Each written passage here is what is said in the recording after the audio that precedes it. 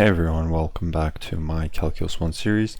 In today's lesson, we'll be going over an important topic of derivatives and rates of change. The reason this unit is really important right here is because there are basically two different branches of calculus, one of them being differential calculus and one being integral calculus. And Calc 1 has a lot to do with differential calculus, meaning we'll be dealing with like derivatives and differentials and stuff like that. So if you don't really understand this lesson, the stuff coming after here really won't make sense. So it's essential that we nail this information down and we get a good grasp of what's going on back here.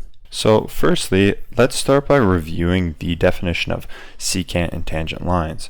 So we know that a secant line is a line which intersects a graph at exactly 2 points. And then a tangent line would be a line that intersects a graph at exactly 1 point, right? I'm not going to draw the visuals here because I have a whole video dedicated to secant and tangent lines. So if you want, you can go back there. I'm just going to add a card at this time at the top right. You can click and go to that video. But we know what these two are, and if we want to draw it, the important thing is to kind of note how we can transition from a secant line to a tangent line. So I'm going to go ahead right now and I'm going to draw out a few graphs and show you how we can transform a secant line to a tangent line. So here we go. Here are just 3 brief illustrations as to how the process goes from transforming a secant line to a tangent line. Essentially what we're going to do is we're going to draw a tangent, right? Let's choose these 2 points right here, and we're just going to draw a tangent through them, meaning it will intersect this graph, this green graph right here, at exactly 2 points, right? And the process goes by choosing one of your points as a pivot point and moving the other point. So for these 3 diagrams, I chose the bottom point right here to be our pivot point, and the other point is the one that's going to be moving. So as we can see here, the distance between the 2 points is fairly large, but in the next graph, what I'm going to do is I'm going to move that point closer to the other point. So now you can see the distance has shrunk between the two.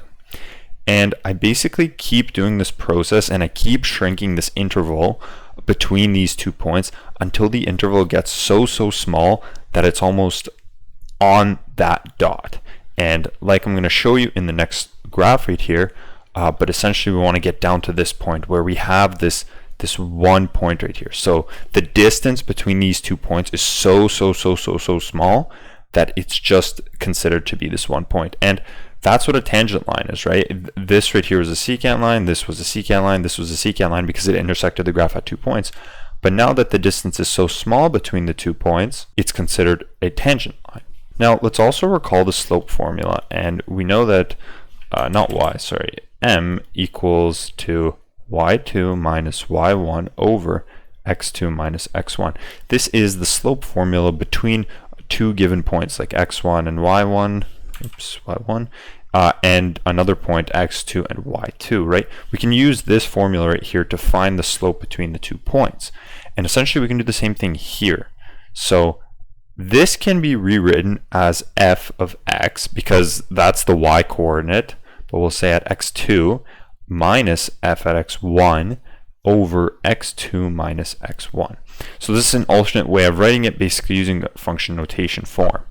And what we want to do is we want to express this tangent line in a similar format so that we're able to find this rate of change. And we'll go a little more in depth with rates of change and what this tangent line means essentially, and all this like process and stuff. So now let's go over this process. We took 2 points right here. We took this point and this point right here, and we wanted to move them really close to each other. So how about I start off by defining a point that we're going to call A and f of A. So now that we have 1 point, we want to find the slope of this tangent, right? But in order to find that, we know that we need to apply this formula right here, and this formula needs 2 coordinates, right? So how are we going to get this other coordinate? My proposition to you is that we take this arbitrary coordinate that I've assigned here, right here, A and f of A, and we take this other point in terms of that other coordinate. So what we know about that other point is that it will be, let's say, h distance away from our original coordinate. And we know that this h distance is variable, and we want to minimize it so that we can get down to a scenario like this, where the 2 points have such minimal distance between them that they're basically the same point, right? So my next point that I'm going to use is going to be a plus h, and the next y value will be f of a plus h, right? So again, we're keeping everything arbitrary. We don't know exact values yet, but this is how we start deriving what a derivative will be. Now, like I said, we can use the slope formula right here and calculate the slope of that tangent, right? So again, it's going to be, this right here will be our x2 and y2. This right here will be our x1 and y1, right? So let's use that formula, right? We're going to say, okay, y2 minus y1 over x2 minus x1, right? We can write that here. So y2 being f of a plus h minus y1, which is just f of a, and then all over x2, which is a plus h, and then minus x1, which is just a, right? So immediately we can see that in the denominator, the two a's will cancel because we have a positive a and a negative a here. So let's go ahead and simplify that real quick. So now we have a formula, and we can't really do too much with it. However, what we wanted to do was to bring this point right here, the second point, as close as we can to the other point, right? So we wanted to have something like this. And we haven't done that yet because this h distance is variable. Like, we don't know what this h distance is. It could be the distance between the 2 points, for all we know, could be 100, right? But what we want is to bring that down to very negligible amounts. And a way we can do that, actually a known way, is by using a limit. So what we can do is, right in front of this function, we can say that let's take the limit of this function as h approaches 0. And what this limit will do is it'll essentially send h close to 0. And this is exactly what we wanted. We want the h distance to be as close to 0 as we can, because that would mean that the distance between the 2 points is as close to 0 as we can get. The formula right here, this limit, I'm gonna erase these extra bars right here, and this formula right here is the formula for what a derivative is. This is how we can derive derivatives. Now, there are rules that we will go over in future videos, but this is the definition of what a derivative is. So here's a sample problem that I'm going to introduce, and essentially it's going to ask us to find the slope of the tangent at a point of a given function. We can expand on examples like this to problems where they ask us to find what is the equation of the line at a point, and I'll go over how to do that too, but for now we're just going to solve the problem that I'm about to write. So here's the problem. It says find the slope of the tangent at point 3, 1 on the function y equals 3 divided by x. And so we know that this right here is the slope of the tangent at a given point, because we minimize the h distance between the 2 points. So let's go ahead and solve this problem right here. So we'll start off by saying m, meaning the slope, is equal to the limit as h approaches 0 of this function right here at a plus h minus f of a over h. Now, a right here tells us the original starting point that we had. Sorry, this looks like a 9, but it's an a. This a value tells us the original x value that we start off with. So we can plug in our regular a value here, and we can simplify it a little bit. Now we can see that the 1 right here doesn't really come into play, and that's because again, these two bottom a variables canceled out right here and here, so they canceled out. So now we're left with this formula right here, and what can we do? The thing that I would say we can do next is get rid of this function notation and actually use what like the function is going to look like at those x values. So we can say that the limit as h approaches 0, well, f of 3 plus h, this right here is the parameter that f is going to intake and plug in for its variable, so for x right here. So I can substitute this function notation with 3 over 3 plus h. And likewise, I can do the same for this one by saying it's, or sorry, not equal to, it is minus 3 over 3. I'm basically substituting the parameter here in for the function's variable up here. And again, all that is going to be over h. Now I'm going to move on to this side right here, and we are going to continue. Now that we have certain values, we can actually start simplifying the numerator, and we can see that 3 over 3 is actually equal to 1. So I'm going to go ahead and simplify this function. So there it is. There is a simplified version of this function. And as we can see, we have these, in the numerator, we have this function, and we have a subtraction of 1. I'm going to go ahead and simplify that using simple algebra that just about everyone taking this course should know.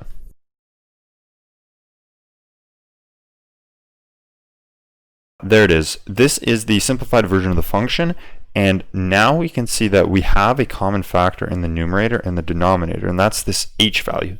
So I'm going to go ahead and simplify it by crossing out common factors.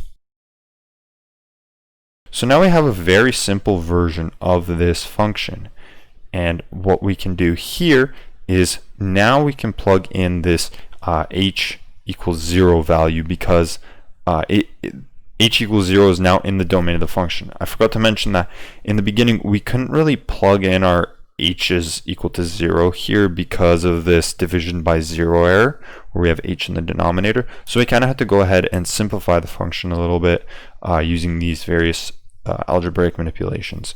So we arrive at this function right here, and finally we can plug in h equals 0 and evaluate our limit. So I'm going to go ahead and do that right now. And there you go. We have found what the tangent will be at point 3, 1 of this function right here. Now, questions like this can be expanded, and they can ask you, okay, so what is the equation of the line at this point on this function? And the process stays the same. We know that the equation of a line is in the form y equals mx plus b, where m is the slope, b is the y-intercept, and then you have these two coordinate values. And all we're going to do is we're going to find m, the slope of the tangent at this point, using the same technique we just did.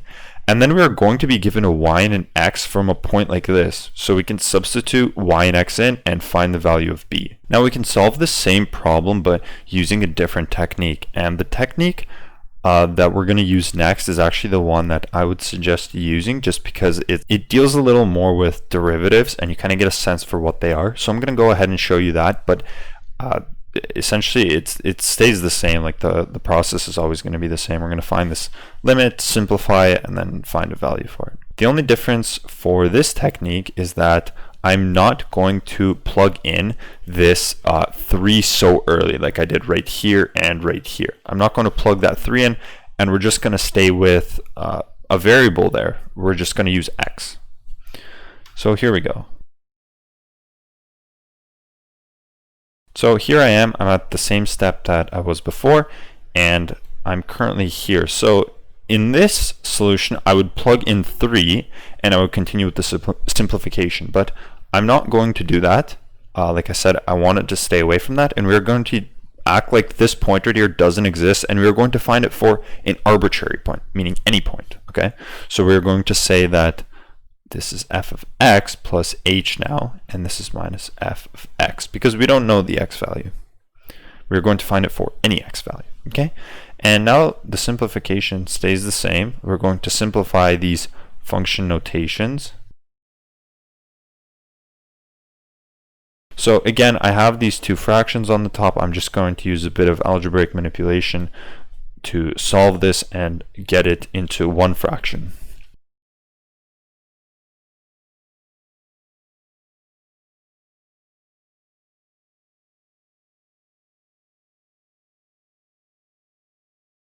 So now that I've simplified this, we see that we have common factors here and here. I'm just going to cross those out now.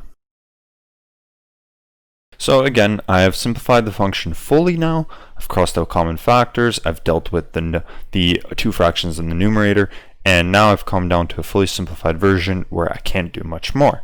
And like we see, we can plug in now h equals 0 because 0 is now in the domain of this function. So I'm going to go ahead and do that.